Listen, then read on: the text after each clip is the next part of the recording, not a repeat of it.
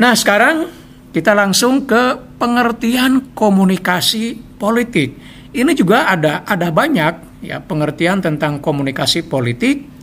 Ya, misalnya saya mengambil dari Linda Lee Cade dalam Handbook of Political Communication Research 2004 ya, di mana Linda juga mengambil dari Safi ya, tahun 1975. Nah, penjelasan ini menurut saya sangat bagus, sangat luas gitu ya, bahwa yang dimaksud komunikasi politik adalah peran komunikasi di dalam proses politik. Dan faktanya kalau kita lihat ya, semua proses-proses politik itu tidak akan bisa lepas dari yang namanya komunikasi. Proses politik di pemerintahan, Presiden menyampaikan pesan di hadapan masyarakat, menyampaikan pidato, entah tentang kebijakan kenaikan BBM atau tentang penurunannya atau yang lain-lain. Itu jelas proses komunikasi atau peran komunikasi di dalamnya sangat menonjol, terlihat. Nggak mungkin tanpa komunikasi. Atau Presiden mengadakan sidang kabinet dengan para menteri-menterinya, maka di situ terjadi interaksi, komunikasilah yang terlihat. Jadi peran komunikasi dalam proses politik sangat terlihat dengan jelas. Sama juga di gedung legislatif, di DPR. Para anggota DPR sidang, baik sidang komisi maupun sidang paripurna, di situ peran komunikasi terjadi.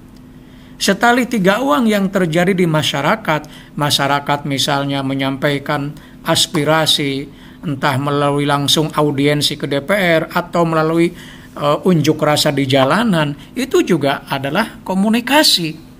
Dan itu proses politik. Maka peran komunikasi dalam proses politik sesuatu yang tidak bisa diabaikan, sesuatu yang tidak bisa ditolak. Ya, karena itu definisi ini sangat luas ya. Peran komunikasi di dalam proses politik. Ya. Oke, kemudian saya mengambil dari bukunya Brian McNair, An Introduction to Political Communication. Ini semacam buku wajibnya komunikasi politik ya. Saya kira buku ini dipelajari di semua mata kuliah komunikasi politik di berbagai belahan dunia ya, Brian McNair.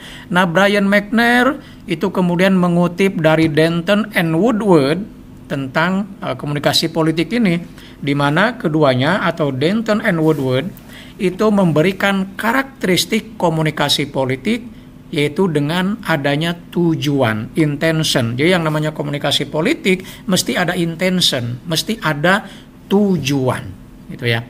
Dari siapa tujuan itu ya? Dari si komunikator atau si sender, si penyampai pesan.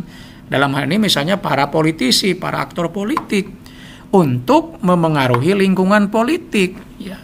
Jadi kaitannya dengan intention di situ adalah ada tujuan untuk mempengaruhi seorang anggota DPR menyampaikan pesan kepada pemerintah, tujuannya ingin mempengaruhi pemerintah atau rakyat, entah mahasiswa atau berbagai kelompok masyarakat yang lainnya unjuk rasa di jalan atau datang langsung ke gedung DPR menyampaikan aspirasi, itu kan untuk ingin mempengaruhi misalnya kebijakan. Itu ya. Ketika ada kenaikan BBM, kenaikan harga BBM, rakyat kemudian menyampaikan aspirasi dalam rangka mempengaruhi supaya kenaikannya ditunda atau paling tidak kenaikannya tidak terlampau besar misalnya ya. Nah, McNair sendiri selaku penulis buku ini menyebut komunikasi politik dengan komunikasi yang bertujuan tentang politik. Purposeful communication about politik. Jadi McNair mendefinisikan komunikasi politik juga dengan sangat luas. Jadi komunikasi yang punya tujuan tentang politik, artinya berkaitan dengan politik, maka itu adalah komunikasi politik. Terlepas dari siapa yang menyampaikan atau komunikatornya.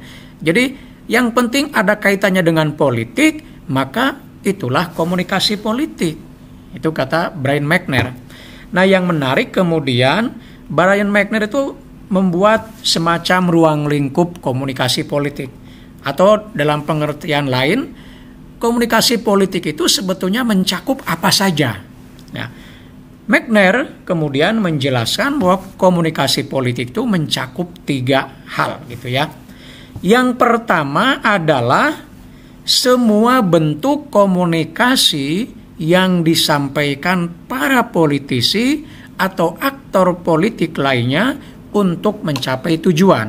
Nah, di sini saya kasih gambar Presiden Joko Widodo atau Jokowi ya. Kenapa Jokowi? Karena saat ini yang jadi presiden ya. Mungkin kalau presidennya misalnya Prabowo atau Anies Baswedan, saya akan tampilkan Prabowo atau Anies Baswedan. Nah, bisa juga politisi yang lain, anggota DPR, misalnya orang-orang partai politik. Ya, ini kebetulan saja gitu ya. Nah, menurut Brian McNair, semua komunikasi yang disampaikan oleh para politisi atau aktor politik lainnya dalam konteks ini adalah Presiden Joko Widodo, maka itu adalah komunikasi politik.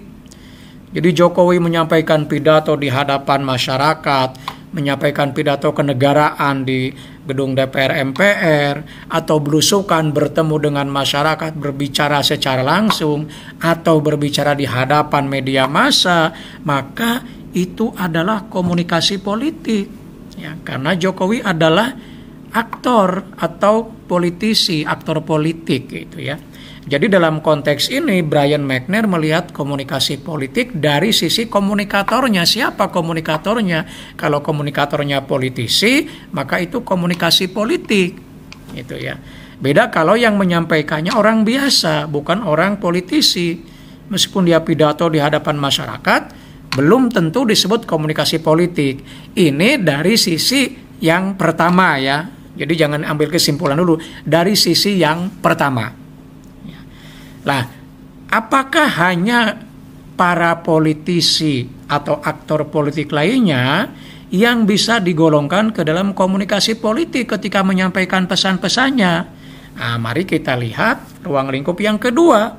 Kata Brian McNair, yang namanya komunikasi politik bukan hanya melihat kepada komunikatornya, ya, tapi juga kepada non-komunikatornya. Maka dalam ini kata Brian McNair, komunikasi politik juga mencakup komunikasi yang ditujukan kepada para politisi oleh non-politisi seperti pemilih atau masyarakat pada umumnya ya. Jadi di sini yang dilihat bukan siapa yang menyampaikannya, bukan komunikatornya, ya. Tapi yang dilihat adalah penerimanya. Si penerimanya adalah para politisi, yang menyampaikannya siapapun, non politisi, masyarakat. Di sini seperti terlihat para mahasiswa berunjuk rasa gitu ya dengan spanduk tentang DPR. Ini komunikasi politik karena apa? Karena para mahasiswa ini sedang menyampaikan pesannya kepada politisi, dalam hal ini para anggota DPR gitu ya. Jadi kalau misalnya kelompok masyarakat, katakanlah para petani datang beramai-ramai ke DPR untuk audiensi dengan anggota DPR, maka itu adalah komunikasi politik. Atau mereka tidak datang ke DPR berunjuk rasa seperti di gambar ini, di jalan membentangkan panduk ditujukan kepada DPR atau kepada presiden, maka itu adalah komunikasi politik gitu ya. Jadi pesannya itu ditujukan kepada para politisi. Nah, jelas ya. Jadi ini cakupan yang kedua. Sekarang yang ketiga atau yang terakhir, bahwa yang namanya komunikasi politik, kata Brian McNair, adalah komunikasi tentang para politisi dan kegiatan-kegiatan mereka di media-media massa. Dan saat ini yang namanya media massa bukan hanya yang konvensional ya, koran, majalah, televisi, radio, tapi juga media-media non-konvensional atau media baru ya, seperti media online dan berbagai platform media digital lainnya ya. Nah, semua bahasan, ulasan tentang aktivitas para politisi di media itu masuk ke dalam komunikasi politik. Terlihat di gambar ini, di situ ada Surya Paloh, ada Anies Baswedan, ada Muhaimin Iskandar atau Caimin, dan ini adalah foto dalam sebuah media. Di bawahnya ada ulasan tentang aktivitas dari yang utamanya ketiga tokoh politik di atas. Maka itu adalah komunikasi politik. Jadi semua ulasan, semua tulisan yang ada di media, ya baik konvensional maupun non konvensional tentang aktivitas para politisi, maka itu adalah komunikasi politik. Karena itulah dalam komunikasi politik, kajian tentang media massa itu sangat-sangat penting. Bahkan boleh dikatakan komunikasi politik pasti akan berhubungan dengan media massa.